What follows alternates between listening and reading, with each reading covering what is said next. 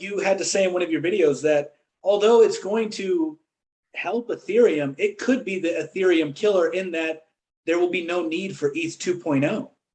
Yeah, and that's part of, I think, wherein lies the issue is because, you know, I'm going to kind of give you a bit of a background story here.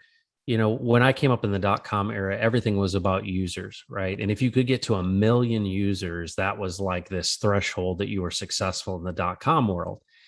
Well, that's different in crypto. If you look at Hex right now on market cap and value and everything, there's what, 270,000 holders. It's not a big number in terms of like user counts for Twitter or something like that. And so the dynamics of who you've got to convince is less to have value, which to me makes it very exciting. However, it's not a very big tent right now. And I think that that's because of the marketing, right? It's attracted a certain group of people. And so to say that it kills Ethereum, I mean, I guess it's possible. I think, though, that Ethereum is so well rooted. I just don't know if they can get their act together quick enough. But I think when they do, if they do, which I assume they will, or some really good layer 2 solution comes on to scale things, that it's an opportunity for Pulsechain to attract some of those folks who are building projects and are looking at different options and saying, all right, these gas fees, I just can't do what I could do on a proof of stake type of network that's cheaper and faster. And so I'm hoping that Pulsechain gets released quickly and gets really good uptake because of the community. And I hope, I mean, honestly, the reason I got into it, I'm to be completely honest, I'm trying to contribute to my own value. I want to help your value of what you staked. I want to bring more people in. I want it to broaden out and be more just more mature.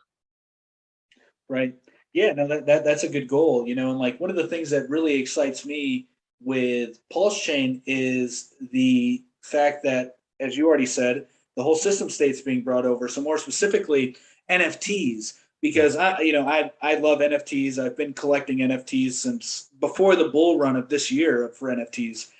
I've minted a few on Ethereum, and I didn't mind spending the money for gas to mint the few to try and just learn how they work, but that price puts a dent in your pocket very quickly on Ethereum. And so with these other blockchains that have come out like Solana and Tezos, I've sort of migrated to them to test them out because they're cheaper. The gas fees are practically free essentially, and the only thing that they don't have going for them is I don't think big brands or big players are going to go over to them, because why would they? I mean, you're working with a behemoth, Ethereum, right?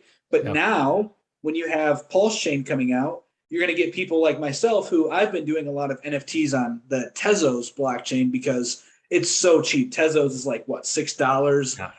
An XTZ right now, so it's like nothing.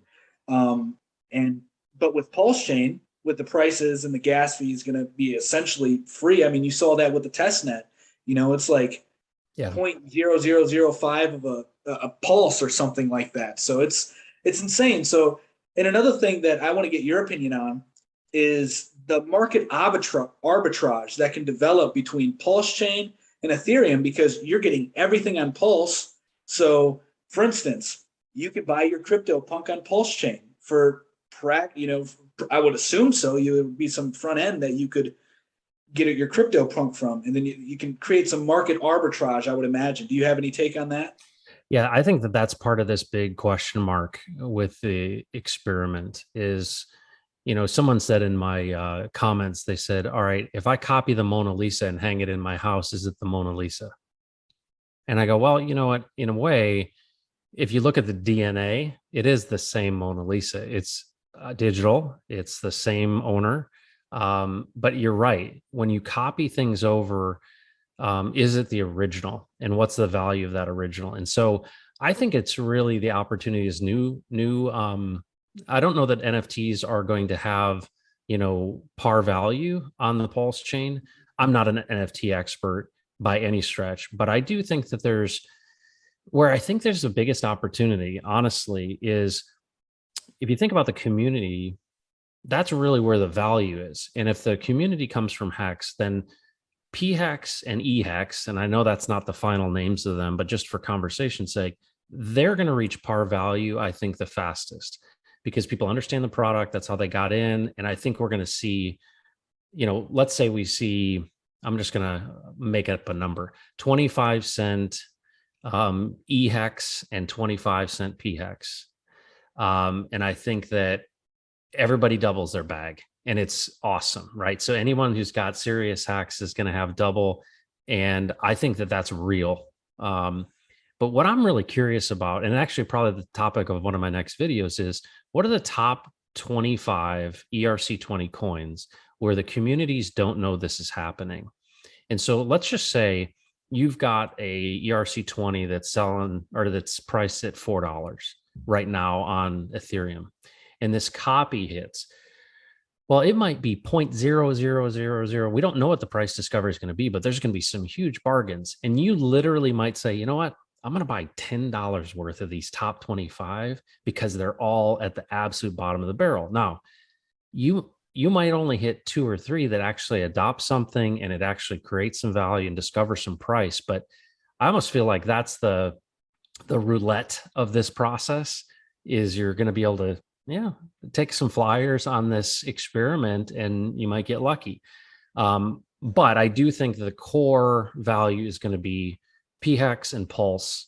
And I honestly, I don't know about NFTs. I don't know what a copy of those and what that will really look like. And because, will you honor it? Well, it's the same thing, but and you're the same owner.